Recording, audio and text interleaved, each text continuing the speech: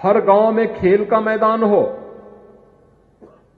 विकासखंड स्तर पर मिनी स्टेडियम हो और जनपद स्तर पर अच्छा स्टेडियम बने। इसके लिए भी सरकार पैसा उपलब्ध करा रही है, जमीन भी उपलब्ध करा रही है। गोरखपुर में हम लोग एक इंटरनेशनल स्टेडियम का निर्माण भी करने जा रहे हैं।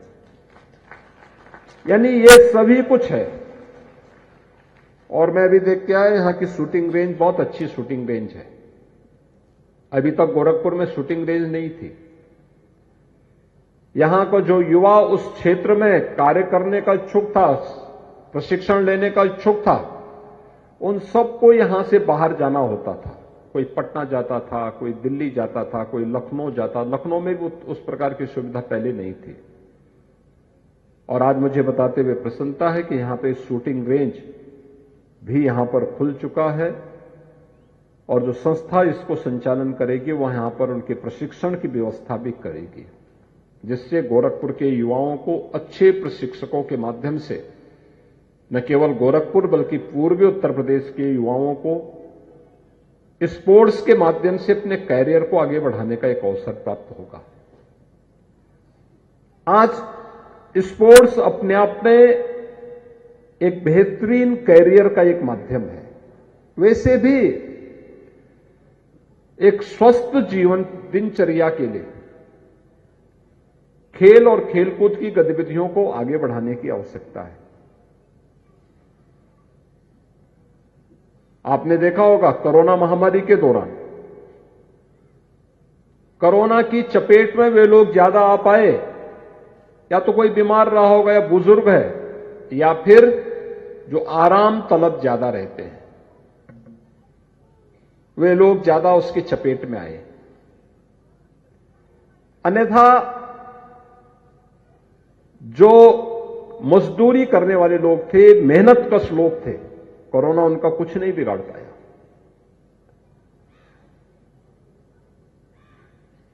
तो याद रखना, स्वस्थ दिनचर्या के लिए, स्वस्थ जीवन के लिए परिश्रम अत्यंत आवश्यक है। मेहनत, खेलकूद उसमें एक माध्यम भी बनता है।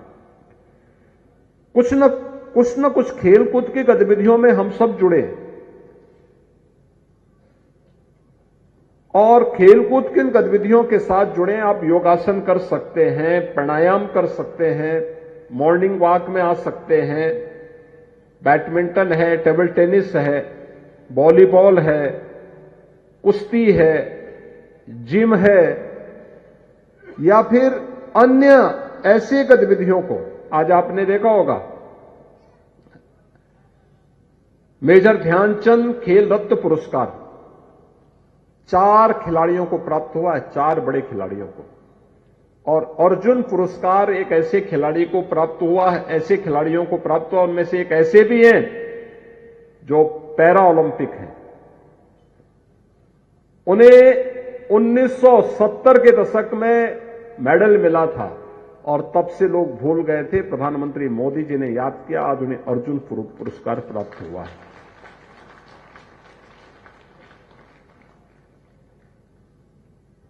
खेल रत्न पुरस्कार आपने देखे होंगे जिनको मिला है ओलंपिक में, पैरा ओलंपिक में। प्रवीण कुमार, गोरखपुर, ये आपके उत्तर प्रदेश का नौजवान लड़का है,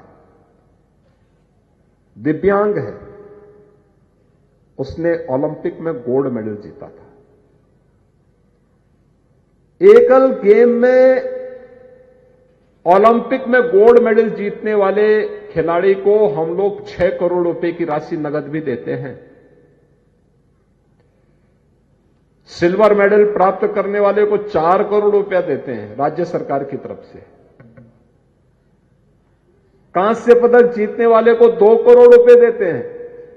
टीम गेम में यह राशि 3 करोड़, 2 करोड़ और 1 करोड़ रुपए की हो जाती है। यानी इतने बड़े पैमाने पर हम पैसा भी उपलब्ध करवाते हैं। प्रतिभाग करने वाले खिलाड़ी को भी देते हैं। और ओलंपिक में, एशियाड में, कॉमनवेल्थ गेम्स में जो खिलाड़ी मेडल प्राप्त करते हैं, वर्ल्ड चैंपियनशिप में जो मेडल प्राप्त करते हैं, उनको हम सीधे सरकारी नौकरी भी देते हैं। याद करना, सरकारी नौकरी। अभी हम लोगों ने पिछले वर्ष 2022 के टोक्यो ओलंपिक में मेडल जीतने वाले जो खिलाड़ी थे, ललित उपाध्याय, उनको मैंने सीधे डिप्टी एसपी बनाया है उत्तर प्रदेश पुलिस में। उन्होंने हॉकी में मेडल जीता था भारत के लिए, हमने उन्हें सीधे डिप्टी एसपी बनाया है। राजकुमार पाल इस बार हॉकी टीम के सदस्य थे उत्तर प्रदेश से, उनको भी हम लोग डिप्टी एसपी का पद देने जा रहे हैं। 500 से अधिक खिलाड़ियों को अब तक हम लोग उत्तर प्रदेश पुलिस में और उत्तर प्रदेश सरकार के अलग अलग विभागों में नौकरी दे चुके हैं। और इसलिए मैं कहूंगा कि खेलकूद की गतिविधियों में भाग लेना, इतनी अच्छी सुविधा आपको प्राप्त हो चुकी है। और जब ये उद्घाटन हो रहा था तो उस समय मैं देख रहा था, डॉक्टर धर्मेंद्र सिंह जी भी कह रहे थे कि वॉलीबॉल का मैं खिलाड़ी हूं, मेरे पास वॉलीबॉल की टीम है। कालीवाड़ी के बाबा भी कह रहे थे कि मैं हैवीवेट चैंपियन हूं। ऐसे अलग अलग लोग अलग अलग खेल के साथ जुड़े हुए हैं। और भाटी बिहार के लोगों के लिए तो उनके घर में ही अब इतनी सुविधाएं प्राप्त हो चुकी हैं। मुझे विश्वास है कि गोरखपुर विकास प्राधिकरण न केवल इस संस्थान को, इस स्पोर्ट्स कॉम्प्लेक्स को बेहतरीन तरीके से आगे चलाएगा, बल्कि यहां के खिलाड़ियों की छोटी छोटी बातों को और उनकी आवश्यकताओं की पूर्ति करने के लिए पीपीपी मोड पर संचालित होने वाली संस्था के साथ मिलकर के इसको बहुत अच्छे प्रोफेशनल तरीके से चलाएं। इसके ठीक बाद में हम लोग एक और कार्यक्रम गोरखपुर में करेंगे। अगले कुछ महीनों के अंदर गोरखपुर में एक स्पोर्ट्स कॉम्प्लेक्स इससे बड़े भाग में हम बनाने जा रहे हैं। वो 33 एकड़ क्षेत्रफल में बनने जा रहा है, राप्ती नदी के पास, राप्ती नगर के पास। और भी बड़ा होगा, बड़े स्केल पे होगा। उसमें शूटिंग रेंज और लंबी होगी, ट्रैक भी लंबा होगा, अन्य खेलों को भी उसके साथ जोड़ा गया है। और एक इंटरनेशनल स्टेडियम भी हम गोरखपुर के अंदर अलग से देने जा रहे हैं। यानी ये खेल कूद की गतिविधियों को इसलिए ग्रामीण क्षेत्र में सैजनवा में एक मिनी स्टेडियम का निर्माण वर्तमान में चल रहा है। अन्य क्षेत्रों में भी हम लोग इसको बनाने की प्रक्रिया को तेजी के साथ आगे बढ़ा रहे हैं, जिससे हमारा युवा स्वस्थ रहे, अपने को फिट महसूस करे। एक फिट युवा ही स्वस्थ युवा के रूप में एक स्वस्थ समाज और स्वस्थ राष्ट्र की आधारशिला तैयार कर सकता है। और शारीरिक रूप से स्वस्थ है तो मानसिक रूप से वह स्वस्थ होकर के देश को एक नई दिशा की ओर अग्रसर करने में अपना योगदान दे सकता है। उसकी ऊर्जा का लाभ हम देश के लिए, आने वाली पीढ़ी के लिए दे पाएंगे।